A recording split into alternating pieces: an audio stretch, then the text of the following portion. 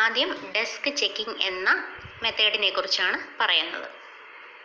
അപ്പോൾ desk checking എന്ന് പറയുന്ന മെത്തേഡ് നമ്മൾ ആദ്യമേ പറഞ്ഞല്ലോ, ഒരു ഹ്യൂമനാണ് ഈ ചെക്കിംഗ് നടത്തുന്നത്. രണ്ടാമത്തെ പോയിന്റ്, ഇത് ഒട്ടും തന്നെ ഒരു സ്ട്രക്ചേർഡ് മെത്തേഡ് അല്ല, അതായത് ഫോർമലായി ചെയ്യുന്ന ഒരു മെത്തേഡ് അല്ല ഒരിക്കലും ഈ ഡെസ്ക് ചെക്കിംഗ് എന്ന് പറയുന്നത്. മൂന്നാമത്തെ ഒരു ഫീച്ചർ എന്ന് പറയുന്നത്, ഒരിക്കലും ഈ മെത്തേഡ് ഫോളോ ചെയ്ത് സ്റ്റാറ്റിക് ടെസ്റ്റിംഗ് നടത്തുമ്പോൾ നമ്മളൊരു ചെക്ക് ലിസ്റ്റ് മെയിൻറ്റെയിൻ ചെയ്യാറില്ല. ചെക്ക് ലിസ്റ്റ് എന്ന് പറഞ്ഞാൽ എന്തൊക്കെ ചെയ്തു, ഏതൊക്കെ കാര്യങ്ങളാണ് നമ്മൾ ചെയ്ത് കഴിഞ്ഞത്, ഇനി എന്തൊക്കെ ചെയ്യാനുണ്ട്, അങ്ങനെ ഒരു ചെക്ക് ലിസ്റ്റ് അല്ലെങ്കിൽ ലോഗ് ബുക്ക് നമ്മൾ മെയിൻറ്റെയിൻ ചെയ്യാറില്ല. അപ്പോൾ തോന്നുന്നത് പോലെ ചെക്ക് ചെയ്തങ്ങ് പോകുന്ന ഒരു ഇൻഫോർമൽ മെത്തേഡ് മാത്രമാണ്. ഓക്കെ, അപ്പോൾ എങ്ങനെയാണ് ഈ ഡെസ്ക് ചെക്കിംഗ് ചെയ്യുന്നത് എന്ന് പറയാം. ഇവിടെ നോർമലി ഒരു ഹ്യൂമൻ ബീങ് മാനുവലി ഇത് പെർഫോം ചെയ്യുന്നു. മാനുവലി ഡെസ്ക് ചെക്കിംഗ് എന്ന സ്റ്റാറ്റിക് ടെസ്റ്റിംഗ് പെർഫോം ചെയ്യുന്ന ആ വ്യക്തിയെ നമ്മൾ ഓതർ എന്ന് വിളിക്കുന്നു. ഡെസ്ക് ചെക്കിംഗ് പെർഫോം ചെയ്യുന്ന അല്ലെങ്കിൽ സ്റ്റാറ്റിക് ടെസ്റ്റിംഗ് പെർഫോം ചെയ്യുന്ന ആ ഒരു വ്യക്തിയെ നമ്മൾ ഓതർ എന്നാണ് വിളിക്കുന്നത്. ഈ ഓതറിൻ്റെ ഡ്യൂട്ടി എന്തൊക്കെയാണ്? ഓതറിൻ്റെ ഡ്യൂട്ടി എന്ന് പറഞ്ഞാൽ ആ എഴുതിയ പ്രോഗ്രാം കോഡ് നമ്മളൊന്ന് ഇവാലുവേറ്റ് ചെയ്തിട്ട് പുള്ളി അതിനെ ഒന്ന് കമ്പയർ ചെയ്യണം. എങ്ങനെയാണ്?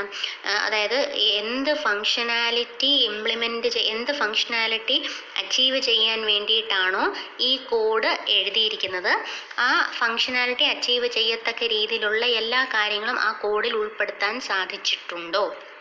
ഓക്കെ, അപ്പോൾ എന്ത് ഔട്ട്പുട്ടാണോ ഞാൻ എക്സ്പെക്റ്റ് ചെയ്യുന്നത് ആ ഔട്ട്പുട്ട് കിട്ടത്തക്ക രീതിയിൽ അതിനനുസരിച്ചുള്ള കോഡാണോ ഞാൻ എഴുതിയിരിക്കുന്നത് എന്ന് നമ്മളൊന്ന് ചെക്ക് ചെയ്ത് നോക്കും. ഇവാലുവേറ്റ് ചെയ്യപ്പെടുന്നു നമ്മുടെ കോഡ്. ഓക്കെ, ഇത് ചെയ്യുന്നത് ആരാ? ഓതറാണ് ചെയ്യുന്നത്. ഇനി അഥവാ ഏതെങ്കിലും തരത്തിലെ എററുകൾ കണ്ടെത്താൻ സാധിച്ചാൽ ഓതർ എന്ത് ചെയ്യണം? വേണ്ട രീതിയിലുള്ള കറക്ഷൻസ് ആ കോഡിൽ വരുത്തണം. പിന്നെ മറ്റൊരു ഫീച്ചർ എന്ന് പറയുന്നത്, നമ്മുടെ പ്രോഗ്രാം കോഡിനെ കമ്പൈൽ ചെയ്യുന്നതിന് മുൻപായിട്ട്, എക്സിക്യൂട്ട് ചെയ്യുന്നതിന് മുൻപായിട്ട് മാനുവലി നടത്തുന്നൊരു പ്രോസസ്സാണ് ഈ സ്റ്റാറ്റിക് ടെസ്റ്റിംഗ് എന്ന് പറയുന്നത്. ഓക്കെ, അപ്പോൾ ഡെസ്ക് ചെക്കിംഗ് എന്താണെന്ന് നമ്മൾ പഠിച്ചു. ഇത്രയേ ഉള്ളൂ. കോഡ് നോക്കുക, സ്പെസിഫിക്കേഷൻസ് അല്ലെങ്കിൽ റിക്വയർമെൻറ്റ്സ് മീറ്റ് ചെയ്യത്തക്ക രീതിയിലാണോ ഞാൻ കോഡ് എഴുതിയിരിക്കുന്നത്, തെറ്റുകളൊന്നും പറ്റിയിട്ടില്ലയോ, പാകപ്പിഴകളൊന്നും ഇല്ലയോ എന്ന് പുള്ളി ജസ്റ്റ് ഒന്ന് റീഡ് ചെയ്ത് വിലയിരുത്തുകയാണ്. എററുകളെ കണ്ടെത്തുന്നു, സ്വയം തിരുത്തുന്നു. അപ്പോൾ ഓതർ മാത്രമാണ് ഈ ഒരു ആക്ടിവിറ്റി ചെയ്യുന്നത്. മറ്റാരും തന്നെ ഡെസ്ക് ചെക്കിങ്ങുമായിട്ട് ഇൻവോൾവ് അല്ല.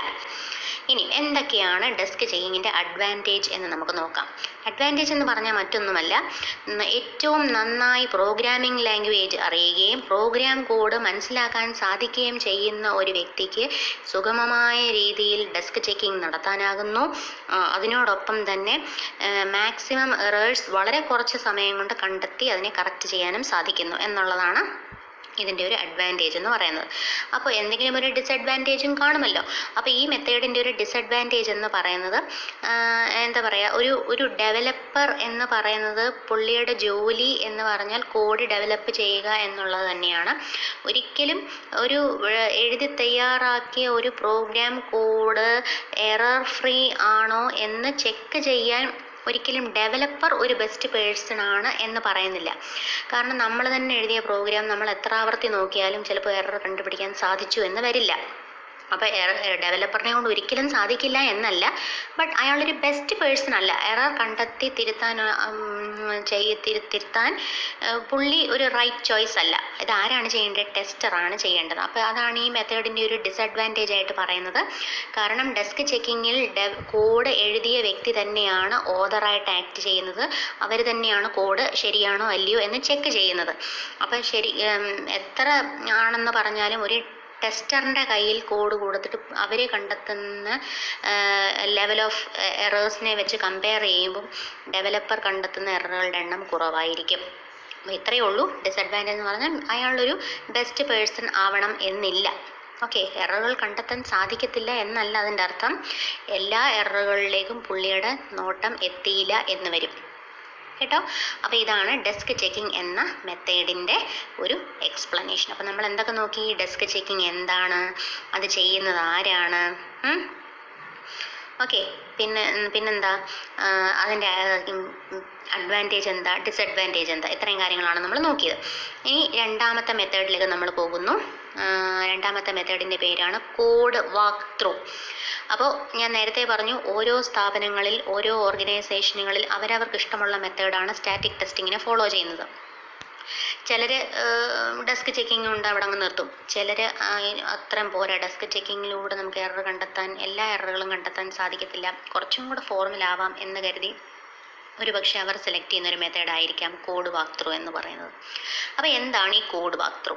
കോഡ് വാക്ക് ത്രൂ എന്ന് പറയുന്ന ഒരു ഗ്രൂപ്പ് ഓറിയൻറ്റഡ് മെത്തേഡാണ്. അതിൽ നിന്ന് തന്നെ മനസ്സിലാക്കുക, ഡെസ്ക് ചെക്കിംഗ് ഒരു വ്യക്തി മാത്രമാണ് ചെയ്തിരുന്നത്, ആ വ്യക്തിയെ നമ്മൾ ഓതർ എന്ന് വിളിച്ചു. പക്ഷേ കോഡ് വാക്ക് ത്രൂ എന്ന് പറയുന്ന ഒരു ഗ്രൂപ്പ് ഓറിയൻറ്റഡ് വർക്കാണ്. ഇനി കമ്പയർ ചെയ്യുമ്പോൾ പിരമിഡിൽ ഇതിന് തൊട്ട് മുകളിൽ വരുന്ന ഡെസ്ക് ചെക്കിംഗ് ആണ്. ഡെസ്ക് ചെക്കിങ്ങിനേക്കാൾ കുറച്ചുകൂടി ഫോർമലായ ഒരു മെത്തേഡാണ് കോഡ് വാക്ക് ത്രൂ എന്ന് പറയുന്നത്.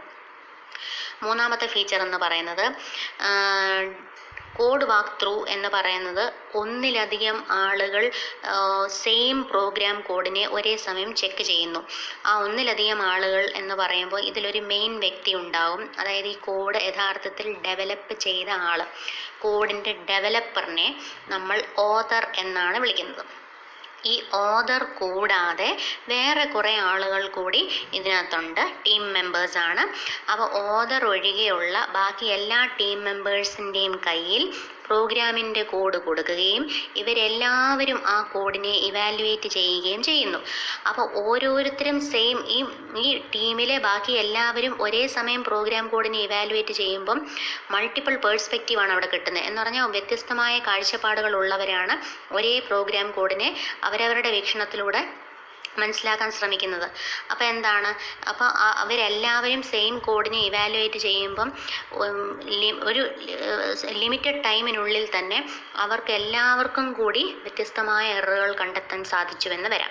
ഇനി ഇവരെന്താണ് ചെയ്യുന്നത്, ഈ കോഡ് കൊടുത്തു കഴിഞ്ഞ് ഇവരിതിനെ മൊത്തം വായിച്ച് ഇവാലുവേറ്റ് ചെയ്തിട്ട് ഇവർക്ക് വേണമെങ്കിൽ ഓതറിനെ ക്വസ്റ്റ്യൻ ചെയ്യാം. എന്താണിത്, ഈ ഒരു ലൈൻ ഓഫ് കോഡ് കൊണ്ട് എന്താണ് ഉദ്ദേശിക്കുന്നത്, എന്തിനാണ് ഇങ്ങനൊരു ഫംഗ്ഷൻ എഴുതിയത്, ഈ പാരാമീറ്ററിന് പകരം അങ്ങനെ എഴുതിയാൽ പോരാ, ഇവിടെ ഇത്ര ആർഗ്യുമെൻസിൻ്റെ ആവശ്യം എന്താണ്, ഇതിന് പകരം അങ്ങനെ ചെയ്താൽ പോരാ. അങ്ങനെ അവർക്ക് ഏതെല്ലാം രീതിയിൽ എന്തൊക്കെ ചോദ്യങ്ങൾ ചോദിക്കാമോ എല്ലാ തരത്തിലെ ചോദ്യങ്ങളും അവരുടെ മനസ്സിൽ വരുന്ന സംശയങ്ങളും എല്ലാം ഈ ടീം മെമ്പേഴ്സിന് കോഡ് ഇവാലുവേറ്റ് ചെയ്ത ശേഷം ഓതറിനോട് ചോദിക്കാവുന്നതാണ്. ഇവർ ചോദിക്കുന്ന ഓരോ ചോദ്യത്തിനും ഓതർ റിപ്ലൈ ചെയ്യണം. അപ്പം വ്യത്യസ്തമായ ആളുകൾ, ഡെവലപ്പ് ചെയ്ത വ്യക്തിയാണ് നമ്മുടെ ഓതർ.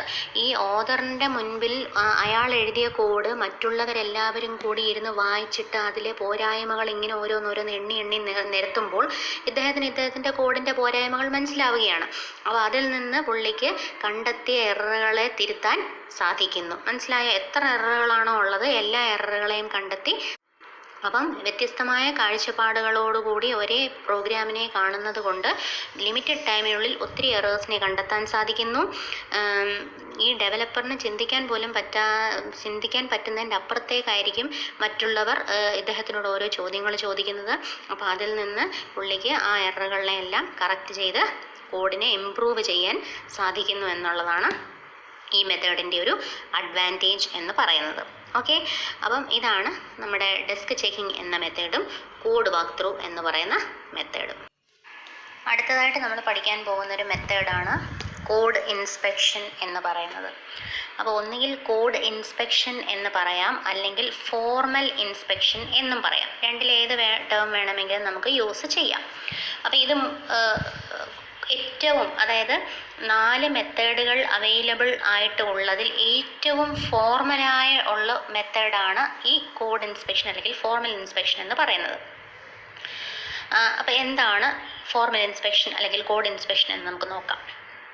ഒരു പ്രോഗ്രാം കോഡിലുള്ള എല്ലാ ഡിഫക്റ്റുകളെയും ഫോൾട്ടുകളെയും വയലേഷൻസിനെയും, വയലേഷൻ എന്ന് പറയുമ്പം റൂൾ വയലേറ്റ് ചെയ്യുക, സിൻടാക്സ് വയലേറ്റ് ചെയ്യുക, അപ്പോൾ എല്ലാ തരത്തിലെ വയലേഷൻസിനെയും സൈഡ് എഫക്റ്റുകളെയും, അതായത് ഒരു എറർ കാരണം മറ്റുള്ള ഏതെങ്കിലും കോഡുകളെ ഡയറക്റ്റ്ലിയോ ഇൻഡയറക്റ്റ്ലിയോ ബാധിച്ചാൽ അതിനെ നമുക്ക് സൈഡ് എഫക്റ്റ് എന്ന് പറയാം.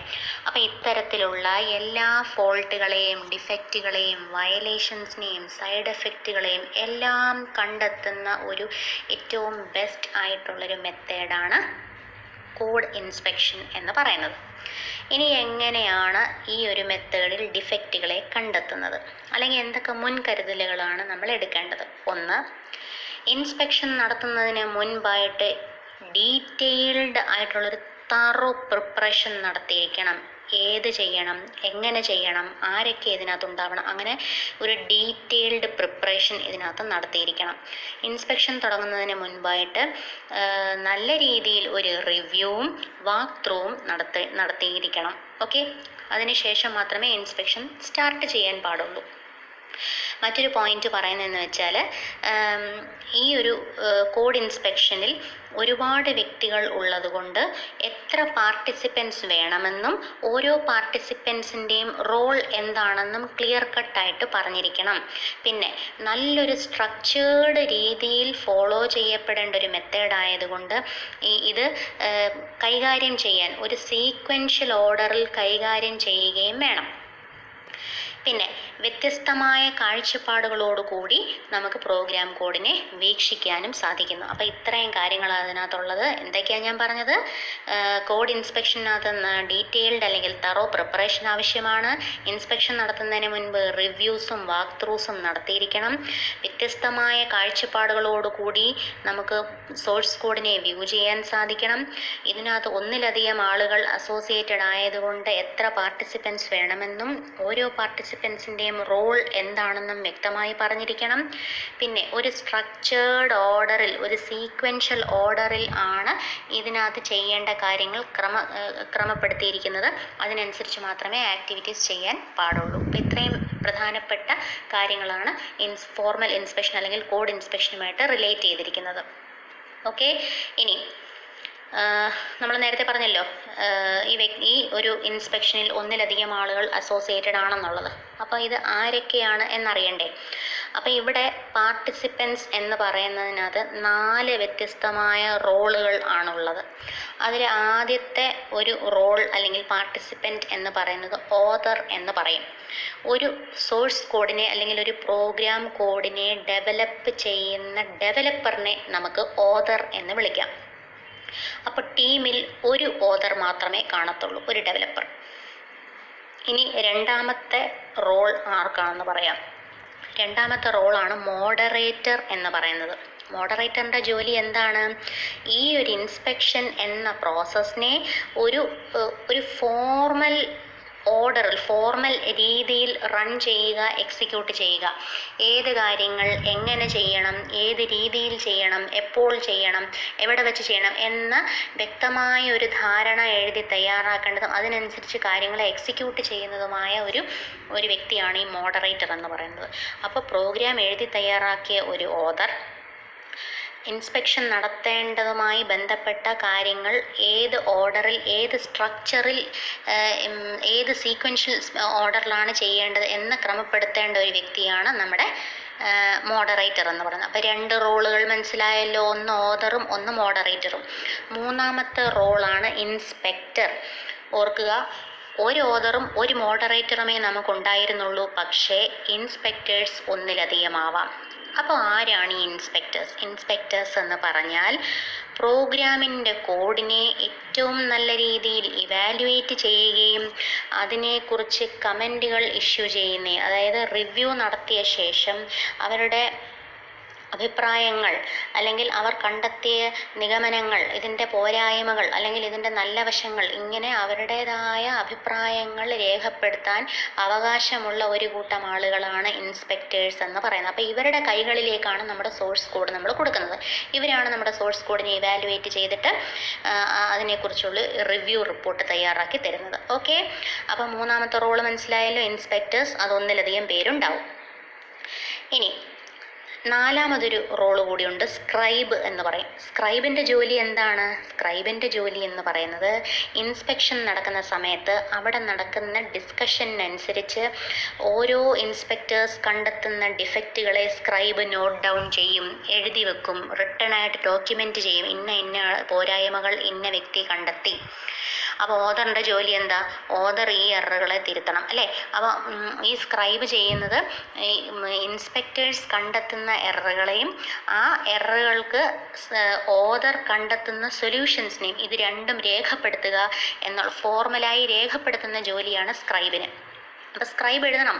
ഈ മീറ്റിംഗ് നടന്ന സമയത്ത്, ഡിസ്കഷൻ നടന്ന സമയത്ത് ഇന്ന ചോദ്യങ്ങൾ റേസ് ചെയ്യപ്പെട്ടു, അതിന് ഓതർ ഇന്ന ഉത്തരങ്ങളാണ് നൽകിയത്, ഇത്ര ഡിഫക്റ്റുകൾ ഉണ്ടായിരുന്നു, അതിന് ഇന്ന സൊല്യൂഷൻസ് ആണ് സജസ്റ്റ് ചെയ്തത്. അപ്പോൾ ഓവറോൾ നമ്മളൊരു മീറ്റിംഗ് നടക്കുമ്പോൾ മിനിറ്റ്സ് എഴുതി തയ്യാറാക്കുന്നത് പോലെ ഈ ഒരു ഇൻസ്പെക്ഷൻ എന്ന മീറ്റിങ്ങിൻ്റെ ഒരു ലഘു വിവരണം എഴുതി തയ്യാറാക്കുന്ന വ്യക്തിയാണ് സ്ക്രൈബ്. അങ്ങനെ ഈ സ്ക്രൈബിൻ്റെ ജോലി ഇതുകൊണ്ട് അവസാനിക്കുന്നില്ല. മീറ്റിങ്ങിനകത്ത് നടക്കുന്ന കാര്യങ്ങളെല്ലാം എഴുതി തിട്ടപ്പെടുത്തുകയും മീറ്റിംഗ് കഴിഞ്ഞാലുടൻ തന്നെ ആ എഴുതിയ വിവരം അതേപോലെ ടീം മെമ്പേഴ്സിന് സർക്കുലേറ്റ് ചെയ്യുകയും വേണം. അപ്പം 4 റോളുകളാണ് ഇൻസ്പെക്ഷൻ ടീമുമായിട്ട് ബന്ധപ്പെട്ടത്. ഇൻസ്പെക്ഷൻ ടീമിൽ ഓതർ ഉണ്ടാവും, മോഡറേറ്റർ ഉണ്ടാവും, സ്ക്രൈബ് ഉണ്ടാവും, ഒന്നിലധികം ഇൻസ്പെക്ടേഴ്സ് ഉണ്ടാവും. ഇത്രയും കാര്യങ്ങൾ മനസ്സിലായോ? ഇനി ഒരു ഫോർമൽ ഇൻസ്പെക്ഷൻ നടക്കുന്നത് എപ്പോഴാണ്? ഓതർ പറയണം കോഡ് ഈസ് റെഡി. ഇൻസ്പെക്ഷന് കോഡ് റെഡിയാണെന്ന് ഓതർ പറയാതെ ഇൻസ്പെക്ഷൻ സ്റ്റാർട്ട് ചെയ്യത്തില്ല. ഓതർ എപ്പോഴേ ഇത് പറയത്തുള്ളൂ? ഓതർ ഇൻസ്പെക്ഷന് കോഡ് കൊടുക്കുന്നതിന് മുൻപായിട്ട് സെൽഫായിട്ടൊരു ചെക്കിംഗ് നടത്തും. അതായത് കോഡിനെ ഇൻസ്പെക്ഷൻ ടീമിന് കൈമാറുന്നതിന് തൊട്ട് മുൻപായിട്ടൊരു ഡെസ്ക് ചെക്കിംഗ് നടത്തും. ഓതർ ഒറ്റയ്ക്ക് നടത്തുന്ന ചെക്കിങ്ങിനെ നമ്മൾ ഡെസ്ക് ചെക്കിംഗ് എന്ന് വിളിച്ചിരുന്നു. അപ്പോൾ ഇൻസ്പെക്ഷൻ ടീമിന് കോഡ് കൈമാറുന്നതിന് മുൻപായിട്ട് ആദ്യം എന്ത് ചെയ്യും? ഓതർ അതിനെ ഒന്ന് ഡെസ്ക് ചെക്കിംഗ് നടത്തും. അതായത് സെൽഫായിട്ടൊന്ന് ചെക്ക് ചെയ്യും. ഒരു നോട്ടത്തിൽ നിന്ന് ചെക്ക് ചെയ്ത് വേണ്ട രീതിയിലുള്ള കറക്റ്റ്നെസ് എല്ലാം വരുത്തിയിട്ട് അതിനെ വാക്ക് ത്രൂവിന് വിട്ടുകൊടുക്കും. വാക്ക് ത്രൂ എന്ന് പറഞ്ഞാൽ മറ്റ് കുറച്ച് പേർക്കും കൂടി ഇത് കൈമാറിയിട്ട് അവരെ കൊണ്ടുകൂടി ഒന്ന് ഇവാലുവേറ്റ് ചെയ്യിപ്പിച്ച് ഒന്നുകൂടെ റെഡിയാക്കും. അപ്പോൾ ഒരു വട്ടം ഡെസ്ക് ചെക്കിംഗ് ചെയ്യും, അതിനുശേഷം വാക്ക് ത്രൂ ചെയ്യും. ഇതെല്ലാം ചെയ്ത് ഓതർ സാറ്റിസ്ഫൈഡ് ആണ്, കോഡ് ഇനിയും ഇൻസ്പെക്ഷൻ ടീമിന് കൈമാറാൻ ഞാൻ തയ്യാറാണ് എന്ന് ഓതറിന് തോന്നുമ്പോൾ മാത്രം ഓതർ അനൗൺസ് ചെയ്യും കോഡ് ഈസ് റെഡി. ഇങ്ങനെ അനൗൺസ് ചെയ്ത ശേഷം മാത്രമേ മീറ്റിംഗ് ഫിക്സ് ചെയ്യത്തുള്ളൂ. മനസ്സിലായോ? ഇനി നമുക്ക് മീറ്റിങ്ങിലേക്ക് പോകാം. അപ്പോൾ ഓതറോ മോഡറേറ്ററോ ആണ് ഈ റിവ്യൂ ടീമിൽ ആരൊക്കെ വേണമെന്ന് തീരുമാനിക്കുന്നത്. റിവ്യൂ ടീം എന്ന് ഞാൻ പറയുമ്പോൾ മനസ്സിലാക്കുക, ഇൻസ്പെക്ടേഴ്സിനെയാണ് ഉദ്ദേശിക്കുന്നത്. ഈ ഇൻസ്പെക്ടേഴ്സായിട്ട് ആരൊക്കെ വേണം, ടീമിൽ ആരൊക്കെ ആയിരിക്കണം റിവ്യൂ ചെയ്യേണ്ടത് എന്ന് തീരുമാനിക്കുന്നത് ഒന്നുകിൽ മോഡറേറ്റർ ആവാം, അല്ലെങ്കിൽ ഓതർ ആവാം. എങ്ങനെ തീരുമാനിക്കും? ഏറ്റവും ഭംഗിയായി ഡിഫക്റ്റുകളെ കണ്ടെത്തി അത് വളരെ സൂക്ഷ്മമായി പരിശോധിച്ച് ഡിഫക്റ്റ് കണ്ടെത്തും എന്നോ ഹൈലി സ്കിൽഡ് ആയിട്ടുള്ള ആളുകളെ മാത്രമായിരിക്കും ഈ ടീമിലേക്ക് ഉൾപ്പെടുത്തുന്നത്. ഓക്കെ, അപ്പം അത്തരത്തിലെ ആളുകളെ തിരഞ്ഞെടുത്ത ടീം ഉണ്ടാക്കുന്നത് ഓതറോ മോഡറേറ്ററോ ആയിരിക്കും. ഇങ്ങനെ ടീമിനെ തിരഞ്ഞെടുത്ത് കഴിഞ്ഞാൽ അപ്പം ഞാൻ ആദ്യമേ പറഞ്ഞു നമ്മുടെ ഓതർ എന്ത് ചെയ്യും? ഓതർ സ്വന്തമായിട്ടൊരു ഡെസ്ക് ചെക്കിംഗ് നടത്തി, അത് കഴിഞ്ഞ് വാക്ക് ത്രൂ നടത്തി കോഡ് റെഡിയാണ് എന്ന് ഓതറിന് ബോധ്യപ്പെട്ട ശേഷം മാത്രമാണ് ഓതർ ഇൻസ്പെക്ഷന് കോഡ് റെഡിയാണെന്ന് പറഞ്ഞ ശേഷം മാത്രമേ ഇൻസ്പെക്ഷൻ സ്റ്റാർട്ട് ചെയ്യത്തുള്ളൂ. അപ്പോൾ ഇൻസ്പെക്ഷൻ തുടങ്ങണമെങ്കിൽ ഇൻസ്പെക്ഷൻ നടത്താനുള്ള ഇൻസ്പെക്ടേഴ്സിനെ തിരഞ്ഞെടുക്കണം. അതും അവർ തന്നെയാണ് തിരഞ്ഞെടുക്കുന്നത്. തിരഞ്ഞെടുത്ത് കഴിഞ്ഞാലുടൻ ഒരു ചെറിയ മീറ്റിംഗ് അറേഞ്ച് ചെയ്യും. ആ മീറ്റിങ്ങിനെ നമ്മൾ വിളിക്കുന്ന പേരാണ് ഇൻട്രൊഡക്ടറി മീറ്റിംഗ് എന്ന് പറയും. അത് ഇൻസ്പെക്ടേഴ്സിന് മാത്രമുള്ളൊരു മീറ്റിംഗ് ആണ്. ആ മീറ്റിങ്ങിൽ വെച്ച് പ്രോഗ്രാമിൻ്റെ സോഫ്റ്റ് കോപ്പിയോ അല്ലെങ്കിൽ അതിൻ്റെ ഹാർഡ് കോപ്പിയോ ഇൻസ്പെക്ടേഴ്സിന് കൈമാറ്റം നടത്തുന്നു. അപ്പോൾ ഈ മീറ്റിങ്ങിൽ വെച്ച് ഓതർ എല്ലാവരുടെയും കയ്യിൽ സ്വന്തം സോഴ്സ് കോഡ് കൊടുക്കുന്നതിനോടൊപ്പം പ്രോഗ്രാമിൻ്റെ കോഡിനോടൊപ്പം അവർക്ക് ആവശ്യമുള്ള മറ്റെല്ലാ ഡോക്യുമെൻസും കൊടുക്കും. മറ്റെല്ലാ ഡോക്യുമെൻസ് എന്ന് പറഞ്ഞാൽ ഇപ്പം യൂസർ റിക്വയർമെൻറ്റ്സ് എഴുതി തയ്യാറാക്കിയ ഒരു ഷീറ്റ് കാണും. യൂസർ ഇന്ന കാര്യങ്ങളാണ് ആവശ്യപ്പെട്ടത്, ഈ പ്രോഗ്രാം ഇന്ന കാര്യങ്ങൾ ചെയ്യും.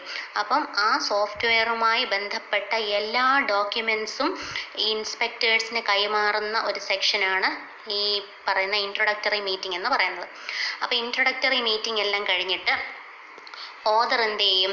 ഓതർ സ്വന്തം കാഴ്ചപ്പാട് പ്രസൻറ്റ് ചെയ്യും. ഞാൻ ഈ സോഫ്റ്റ്വെയർ ഡെവലപ്പ് ചെയ്തിരിക്കുന്നത് ഇന്ന കാര്യങ്ങൾക്ക് വേണ്ടിയിട്ടാണ്, ഇത്ര ഫങ്ഷനാലിറ്റി അച്ചീവ് ചെയ്യുന്നതാണ് എൻ്റെ ഉദ്ദേശം, ഞാൻ ഇന്ന കാര്യങ്ങൾ ഇതിനകത്ത് ചെയ്തിട്ടുണ്ട്. അപ്പോൾ സ്വന്തം കാഴ്ചപ്പാട് പ്രസൻറ്റ് ചെയ്യുന്നു. ആര്? ഓതർ. സ്വന്തം കാഴ്ചപ്പാട് പ്രസൻറ്റ് ചെയ്ത ശേഷം പുള്ളി ആവശ്യപ്പെടുകയാണ്, ടീമിൽ നിന്ന് പുള്ളി എക്സ്പെക്റ്റ് ചെയ്യുന്നത് എന്താണ്, നിങ്ങൾ എന്താണ് ഇതിനകത്ത് ചെയ്യേണ്ടത്, എന്തെല്ലാം കാര്യങ്ങൾ ഇതിനകത്ത് നോക്കണം എന്ന് ടീമിനോട് ആവശ്യപ്പെടും. അപ്പോൾ എൻ്റെ കാഴ്ചപ്പാട് എന്താണ്, ഞാൻ ഈ സോഫ്റ്റ്വെയർ എന്തിന് ഡെവലപ്പ് ചെയ്തു, എന്തെല്ലാം കാര്യങ്ങൾ ഞാൻ ഇതിനകത്ത് ആഡ് ചെയ്തിട്ടുണ്ട്, എൻ്റെ വീക്ഷണം എന്താണ്, ഞാൻ എന്തൊക്കെ ഇതിനകത്ത് ചെയ്തിട്ടുണ്ട്, നിങ്ങളിൽ നിന്ന് ഞാൻ എന്താണ് പ്രതീക്ഷിക്കുന്നത്, ഇത്രയും കാര്യങ്ങൾ ഓതർ പ്രസൻറ്റ് ചെയ്യുക. അപ്പം ഓൾറെഡി ഇൻട്രൊഡക്ടറി മീറ്റിംഗ് നടത്തി. ഈ മീറ്റിങ്ങിൽ വെച്ച് എല്ലാവരുടെയും കയ്യിൽ സോഴ്സ് കോഡിൻ്റെ സോഫ്റ്റ് കോപ്പിയോ ഹാർഡ് കോപ്പിയോ കൊടുത്തു കഴിഞ്ഞു. അതിനുശേഷമാണ് ഓതർ സ്വന്തം കാഴ്ചപ്പാട് വ്യക്തമാക്കിയത്. അതും കഴിഞ്ഞ് മോഡറേറ്റർ എന്ത് ചെയ്യും? അനൗൺസ് ചെയ്യും. എന്ത്? ഡേറ്റും ടൈമും പ്ലേസും, ഏത് ദിവസം, ഏത് സമയം, ഏത് സ്ഥലത്ത് വെച്ചിട്ടാണ് നമ്മൾ കോഡ് ഇൻസ്പെക്ഷൻ നടത്താൻ പോകുന്നത് എന്ന് അനൗൺസ് ചെയ്യും. അപ്പോൾ ഇതുവരെ കോഡ് ഇൻസ്പെക്ഷൻ ആയില്ല, അതിന് മുൻപ് നടക്കേണ്ട കാര്യങ്ങൾ മാത്രമേ ആയുള്ളൂ. മനസ്സിലായോ? അപ്പോൾ ഡേറ്റും ടൈമും പ്ലേസും മോഡറേറ്റർ അനൗൺസ് ചെയ്യുന്നു. മീറ്റിംഗ് കഴിഞ്ഞ് ഇവർ പിരിയുന്നു. ഓക്കെ. അപ്പോൾ ഇനി ആ മീറ്റിങ്ങിൻ്റെ ഡേയും ടൈമും പ്ലേസും എല്ലാം പറഞ്ഞല്ലോ. ആ ദിവസം എത്തുന്നിടം വരെയുള്ള സമയം ഇൻസ്പെക്ടേഴ്സിന് എന്തിനുപയോഗിക്കണം? ഇൻസ്പെക്ടേഴ്സ് കോഡിനെ ഇവാലുവേറ്റ് ചെയ്യണം. ഏറ്റവും നല്ല രീതിയിൽ അതിനെ അവരുടെ സ്കില്ല് ഉപയോഗിച്ച് അതിനെ ഇവാലുവേറ്റ് ചെയ്ത് അതിലെ എററുകൾ കണ്ടെത്താൻ ശ്രമിക്കണം, പോരായ്മകൾ നികത്താൻ ശ്രമിക്കണം. അപ്പോൾ ഇതെല്ലാം കഴിഞ്ഞ് കൃത്യം മോഡറേറ്റർ അറിയിച്ച ദിവസം, അറിയിച്ച സമയം, അറിയിച്ച സ്ഥലത്ത് ഇവരെല്ലാം മീറ്റ് ചെയ്യുന്നു. ആരൊക്കെ? ഓതറും മോഡറേറ്ററും ഈ പറയുന്ന എല്ലാ ഇൻസ്പെക്ടേഴ്സും പിന്നെ നമ്മുടെ സ്ക്രൈബും ഇവരെല്ലാം കൃത്യമായി മീറ്റിങ്ങിന് വന്നു ചേരുമ്പോൾ എങ്ങനെയാണ്? ഓതർ ഓൾറെഡി സ്വന്തം കാഴ്ചപ്പാട് പ്രസൻറ്റ് ചെയ്ത് കഴിഞ്ഞു. എല്ലാവരുടെയും കയ്യിൽ പ്രോഗ്രാമിൻ്റെ സോഫ്റ്റ് കോപ്പി അല്ലെങ്കിൽ ഹാർഡ് കോപ്പി ഉണ്ടായിരുന്നു. അവർക്ക് ആവശ്യത്തിന് സമയം കിട്ടി, എല്ലാവരും ഇവാലുവേറ്റ് ചെയ്ത് കഴിഞ്ഞു. അത് കഴിഞ്ഞ് മോഡറേറ്റർ ഇനി എന്താ, നമ്മളൊരു മീറ്റിംഗ് നടത്തുമ്പോൾ ഫോർമലി നമ്മൾ ഒരു കാര്യം നടത്തണം എന്നുണ്ടെങ്കിൽ അതിനൊരു ഫോർമൽ വേ ഉണ്ട്. ആദ്യം എന്ത് ചെയ്യണം, പിന്നെന്ത് ചെയ്യണം. അപ്പോൾ ആ സീക്വൻഷ്യൽ ഓർഡറിൽ കാര്യങ്ങൾ നടത്തിക്കൊണ്ട് പോകേണ്ട ചുമതലയാണ് മോഡറേറ്ററിന്. അപ്പോൾ മോഡറേറ്റർ ആദ്യം മീറ്റിങ്ങിന് എല്ലാവരും വന്ന് ചേർന്ന് കഴിയുമ്പോൾ മോഡറേറ്റർ ആദ്യം ഇൻസ്പെക്ടേഴ്സിനോട് ചോദിക്കും, എന്താണ് നിങ്ങൾ കണ്ടെത്തിയ ഡിഫക്റ്റുകൾ പറയും എന്ന് പറയും. അപ്പോൾ മോഡറേറ്റർ ചോദിച്ച ശേഷം ഓരോ ഇൻസ്പെക്ടേഴ്സ് വീതം അവരവരുടെ കാഴ്ചപ്പാടുകൾ പ്രസൻറ്റ് ചെയ്യുകയും അങ്ങനെ അവിടെ ഒരു ഡീറ്റെയിൽഡ് ഡിസ്കഷൻ നടത്തുകയും ചെയ്യുന്നു. ഈ ഡിസ്കഷനിൽ ഉയർത്തപ്പെടുന്ന ഓരോ ചോദ്യങ്ങളും അതിന് ഓതർ എങ്ങനെ പ്രതികരിക്കുന്നു എന്നുള്ളതും ഓരോ ഹൈലൈറ്റ് ചെയ്യപ്പെടുന്ന എററുകളും ആ എററുകളെ എങ്ങനെ ഓതർ ഫിക്സ് ചെയ്യുന്നു, എററുകളെ ഫിക്സ് ചെയ്യുക എന്ന് പറഞ്ഞാൽ സോൾവ് ചെയ്യുക. അപ്പം ഇങ്ങനെയുള്ള എല്ലാ കാര്യങ്ങളും സ്ക്രൈബ് നോട്ട് ഡൗൺ ചെയ്യും, എഴുതി വെക്കും, എല്ലാം തിട്ടപ്പെടുത്തി എല്ലാം എഴുതി വെക്കും. എന്നിട്ട് മീറ്റിംഗ് എല്ലാം കഴിഞ്ഞ്, അത് ഇച്ചിരി ലെങ്തി പ്രോസസ്സാണ്. മീറ്റിംഗ് എല്ലാം കഴിഞ്ഞ് കഴിയുമ്പോൾ ഈ സ്ക്രൈബ് അതിൻ്റെ ഒരു ലഘു വിവരണം തയ്യാറാക്കിയിട്ട് ഇത് ആ മീറ്റിങ്ങിലുള്ള എല്ലാ ടീം മെമ്പേഴ്സിനും ഇത് കൊടുക്കുന്നതാണ്. അപ്പം ഇതിനിടയിൽ പല ചോദ്യങ്ങളും വന്നിട്ടുണ്ടാവാം, അതിനോട് ഓതർ പ്രതികരിക്കുന്നുണ്ടാവാം. അത് കഴിഞ്ഞ് എററുകൾ റേസ് ചെയ്തിട്ടുണ്ടെങ്കിൽ ഓതർ അതിനെ തിരുത്തേണ്ടതാണ്. തിരുത്തുന്നതിനനുസരിച്ച് അപ്പോൾ തന്നെ ഇവർക്ക് ചെക്ക് ചെയ്ത് നോക്കാം. കാരണം പ്രോഗ്രാമാണ്, ലൈവായിട്ട് മാറ്റങ്ങൾ വരുത്തുന്നതിനനുസരിച്ച് അവർക്ക് ചെക്ക് ചെയ്ത് നോക്കാം, വെരിഫൈ ചെയ്യാം. അപ്പോൾ ഇത് ഒരു ലെങ്തി പ്രോസസ്സാണ്. ഇതിൻ്റെ ഏറ്റവും ഒടുവിൽ നമുക്ക് ഏറ്റവും ഭംഗിയായി റിഫൈൻ ചെയ്യപ്പെട്ട ഒരു ഇംപ്രൂവ്ഡ് സോഫ്റ്റ്വെയർ കിട്ടുന്നു എന്നുള്ളതാണ് ഈ ഒരു മെത്തേഡിൻ്റെ അഡ്വാൻറ്റേജ് എന്ന് പറയുന്നത്. പക്ഷേ ഇതിനൊരു ഡ്രോബാക്ക് ഉള്ളത് എന്ന് പറയുന്നത് ഏറ്റവും കുറഞ്ഞ മാക്സിമം എറേഴ്സിനെ കണ്ടെത്തി പ്രോഗ്രാം ഏറ്റവും ഭംഗിയായി ഇംപ്രൂവ് ചെയ്യപ്പെടുന്നു എന്നുള്ള ഒരു കാര്യമാണെങ്കിൽ പോലും ഇതൊരു ടൈം കൺസ്യൂമിങ് പ്രോസസ്സ് ആയതുകൊണ്ട് ഇതിൻ്റെ പിന്നിൽ ഒരുപാട് പാർട്ടിസിപ്പൻസ് വേണ്ടുന്നത് കൊണ്ടും പല ഓർഗനൈസേഷൻസും ഈ മെത്തേഡ് ഓപ്റ്റ് ചെയ്യാറില്ല. നല്ലൊരു മെത്തേഡ് ആണെങ്കിൽ പോലും. കാരണം ഇൻസ്പെക്ടേഴ്സിനെ കണ്ടെത്തണം, ആദ്യം അവർക്ക് ഒരു ഇൻട്രൊഡക്ടറി മീറ്റിംഗ് അറേഞ്ച് ചെയ്യണം, അതിനു മുമ്പ് ഓതർ ഡെസ്ക് ചെക്കിംഗ് നടത്തണം, വാക്ക് ത്രൂ നടത്തണം, ഇൻട്രൊഡക്ടറി മീറ്റിംഗ് നടത്തണം, അതിനുശേഷം കുറേ സമയം കൊടുക്കണം, പിന്നെ വീണ്ടും ഈ പറയുന്ന ഇൻസ്പെക്ഷൻ മീറ്റിംഗ് നടത്തണം, അതിനകത്ത് കണ്ടെത്തിയ എററുകളെ വീണ്ടും കറക്റ്റ് ചെയ്യണം, പിന്നെയും മീറ്റിംഗ് അറേഞ്ച് ചെയ്യണം. അപ്പോൾ ഇതൊരു ലെങ്തി പ്രോസസ്സാണ്. അപ്പോൾ അതുകൊണ്ട് തന്നെ പലരും ഇത് ഓപ്റ്റ് ചെയ്യാൻ മടിക്കുന്നു എന്നുള്ളതാണൊരു വാസ്തവം. അപ്പോൾ ഇതാണ് നമ്മുടെ ഏത് മെത്തേഡ്? കോഡ് ഇൻസ്പെക്ഷൻ എന്ന് പറയുന്ന മെത്തേഡ് സ്റ്റാറ്റിക് ടെസ്റ്റിങ്ങിൽ ഉപയോഗിക്കുന്നതാണ്. ഓക്കെ, അതേപോലെ തന്നെയാണ് കോഡ് റിവ്യൂ ചെക്ക് ലിസ്റ്റ്.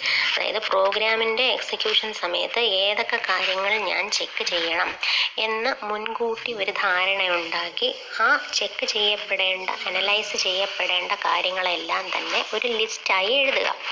എന്നിട്ട് ആ ലിസ്റ്റിൽ എഴുതിപ്പെട്ടിരിക്കുന്ന ഓരോ ചെക്കിങ്ങുകളും നമ്മൾ 1 by 1 ആയിട്ട് ഇംപ്ലിമെൻറ്റ് ചെയ്യുക. അപ്പോൾ ആ ലിസ്റ്റ് നോക്കിയാൽ നമുക്ക് മനസ്സിലാവും ഈ പറയുന്ന കോഡിൽ ഏതെല്ലാം രീതിയിലുള്ള ചെക്കിങ് നമ്മൾ നടത്തി കഴിഞ്ഞു, ഇനി എന്തെല്ലാം ചെക്കിങ്ങാണ് നടത്താൻ ഉള്ളത് എന്ന്. അപ്പോൾ ഇത്തരത്തിൽ ചെക്ക് ലിസ്റ്റിനെ നമുക്ക് കോഡ് റിവ്യൂ ചെക്ക് ലിസ്റ്റ് എന്ന് വിളിക്കാവുന്നതാണ്. Okay, code review checklist എന്ന് പറയുന്നത് നമ്മൾ കോഡിനെ റിവ്യൂ ചെയ്യുന്ന സമയത്ത് രണ്ടാമത് വീണ്ടും വ്യൂ ചെയ്യുക. നമ്മുടെ കോഡിനെ രണ്ടാമത് വീണ്ടും നമ്മൾ വ്യൂ ചെയ്യുകയാണ്, പല ആംഗിൾസിലൂടെ നോക്കുകയാണ്, വീക്ഷിക്കുകയാണ്. അപ്പോൾ എന്തെല്ലാം കാര്യങ്ങൾ അവിടെ ശ്രദ്ധിക്കണം, എന്തെല്ലാം കാര്യങ്ങൾ ശ്രദ്ധിച്ചു കഴിഞ്ഞു, ഇനി എന്തെല്ലാം ശ്രദ്ധിക്കാനുണ്ട് എന്ന് ചെക്ക് ലിസ്റ്റിൻ്റെ ഹെൽപ്പോടുകൂടി നമ്മുടെ കോഡിനെ നമ്മൾ അഗാധമായ ഡെപ്തിൽ മനസ്സിലാക്കുന്ന ഒരു സെക്ഷനെയാണ് കോഡ് റിവ്യൂ എന്ന് പറയുന്നത്. ഓക്കെ, അപ്പം ഇതോടുകൂടി നമ്മുടെ സ്റ്റാറ്റിക് ടെസ്റ്റിംഗ് തീരുകയാണ്. അപ്പോൾ നമ്മൾ വ്യത്യസ്തമായ സ്റ്റാറ്റിക് ടെസ്റ്റിങ്ങുകൾ പഠിച്ചു. നമ്മൾ കോഡ് ഇൻസ്പെക്ഷൻ വഴിയോ കോഡ് റിവ്യൂ വഴിയോ അതല്ലെങ്കിൽ കോഡ് വാക്ക് ത്രൂ ഉപയോഗിച്ചോ അല്ലെങ്കിൽ ഡെസ്ക് ചെക്കിങ് ഉപയോഗിച്ചോ